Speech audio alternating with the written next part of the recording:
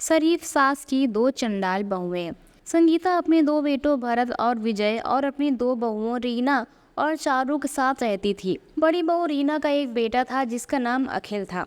संगीता अपने परिवार में बहुत ही खुश थी क्योंकि उसके दो बेटे अच्छा कमा रहे थे और पूरे परिवार को ही सुखी रखते थे।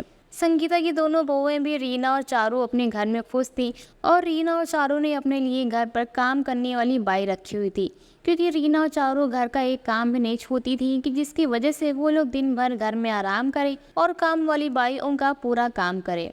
एक दिन काम वाली बाई को लेकर रीना और चारू से भयंकर बहस हो गई।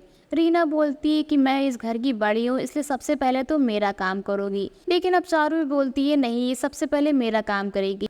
इसके बाद काम वाली बाई सुशीला संगीता के पास आती है और बोलती है कि देखो माँ जी, मैं इस घर में सिर्फ काम करने के लिए आई हूँ, बल्कि इस घर में रोज रोज की चिक मुझसे बिल्कुल भी बर्दाश्त नहीं होती। अगर आपको काम करवाना है तो काम करवाओ, नहीं तो मैं इस घर को छोड़कर जाती हूँ। अब संगीता भी सुशीला को समझाती है कि ऐसा मत बोलो, अगर तुम ही इस घर में नहीं रहोगे तो आखिर घर का काम कौन करेगा। हम तुम्हारी पगार बढ़ा देंगे, लेकिन इस घर को छोड़कर कहीं मत जाओ। लेकिन अब सुशीला जो कि घर की चिक से परेशान हो गई थी और अब वो इस घर को छोड़कर जाने का फैसला कर लेती है।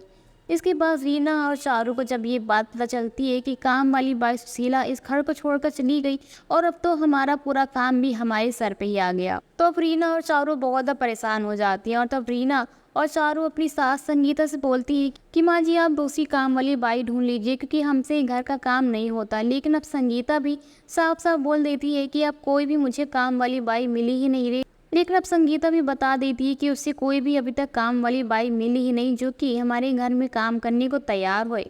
जिसके बाद रीना और चारू भी बहुत ज़्यादा परेशान हो जाती है क्योंकि उन लोगों को घर का काम करने में बहुत ज़्यादा झंझट लगता था। रीना और चारू मिलकर एक दिन प्लान बनाती हैं कि किस तरीके से हम दोनों ही घर के काम की छुट्टी कर देंगे और अपनी सासू माँ को घर के काम में लगा देंगे। जैसे तैसे करके कुछ समय बीत गया। एक दिन संगीता जब सुबह उठती है तब वो देखती है कि खाने की मेज़ पर तो अभी तक नाश्ता ही नहीं आया और तब तक का तो भरत और विजय भी आ जाते हैं। जिसके बाद भरत और विजय भी अपनी अपनी पत्नी चारू और रीना को बुलाते हैं। भरत और विजय की बहुत आवाज़ लगाने पर भी चारू और रीना नीचे उतरकर नहीं आती। जिसके बाद जब भरत अपनी पत्नी रीना के कमरे में जाता है और विजय अपनी पत्नी चारू के कमरे में जाता है तो देखता है कि दोनों के बहुत ज़्यादा बुखार है और रीना चारू बोलती है कि आज मेरी तबीयत बहुत ज़्यादा ख़राब है, मैं घर का कोई भी काम नहीं कर पाऊंगी। आप लोग खाना बाहर से मंगवा लीजिए या फिर आप लोग खुद ही कुछ बनाकर खा लीजिए। अब अपनी पत्नी की ऐसी बातें सुनकर भरत और विजय भी बहुत ज़्यादा परेशान हो जाते हैं और वो लोग नीचे आकर अपनी माँ संगीता को सभी बातें बताते हैं। अब ना चाहते हुए भी बेचारी संगीता को ही घर का पूरा काम करना पड़ता है, लेकिन वो अपनी बहुओं की देखभाल भी करती थी। और अब संगीता ही अपने लिए और अपने दोनों बेटों के लिए नाश्ता बनाती है। नाश्ता करके भरत और विजय अपने अपने काम को निकल जाते हैं। और तो वहीं दूसरी तरफ अब चारू के कमरे में रीना आती है और बोलती है कि हमारा प्लान कामयाब हो गया, आज तो हमारी सासू माँ को ही पूरा घर का काम करना पड़ा। इसके बाद दोनों देवरानी जेठानी जोर से ठहाका मारकर हंसने लगती हैं।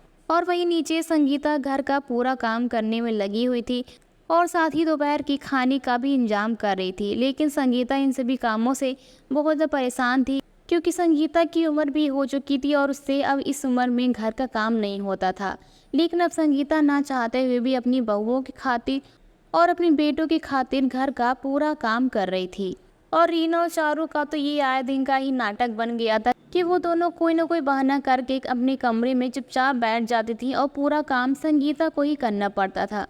लेकिन जिस दिन भरत और विजय के ऑफिस की छुट्टी रहती थी उस दिन रीना और चारू अपने अपने पति को दिखाने के लिए घर का थोड़ा बहुत काम कर लेती थी, लेकिन बाकी दिन तो पूरा काम संगीता को ही करना रहता था। और एक दिन रीना और चारू ने फिर से बहाना बनाया अपनी तबीयत खराब होने का और रीना और चारू संगीता से पूरी बातें बता देती हैं कि उन दोनों की तबीयत खराब है और वो दोनों घर का काम नहीं कर पाएंगी। जिसके बाद संगीता भी अपनी बहुओं को आराम दिलाकर नीचे घर का काम करने लगती है और अपने बेटों के लिए खाना बनाने की तैयारी कर रही होती है।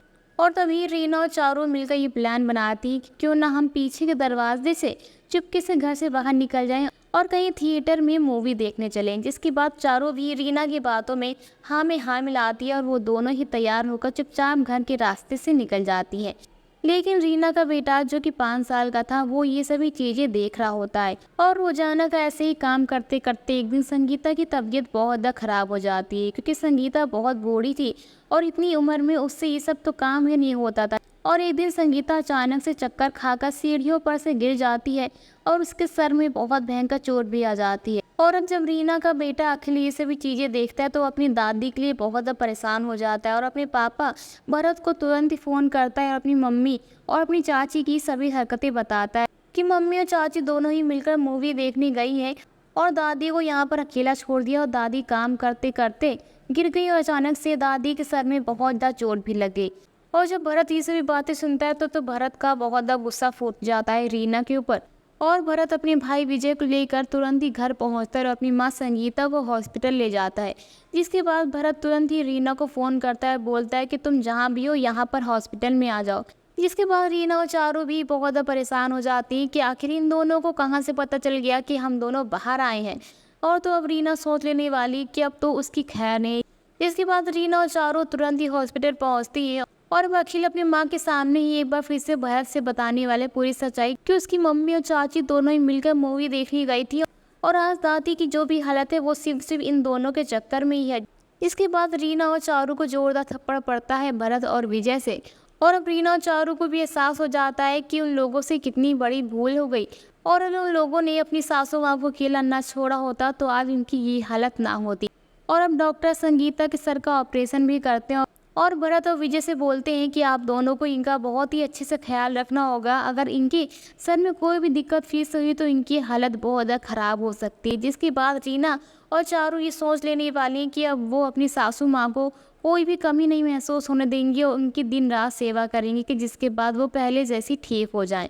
और अब भरत और विजय अपनी माँ संगीता को वापस से घर पर ले आते हैं। अब चारू और रीना दोनों ही अपनी सासू माँ की बहुत ज़्यादा देखभाल करती हैं और उनकी दवाइयों का भी ख्याल रखती हैं।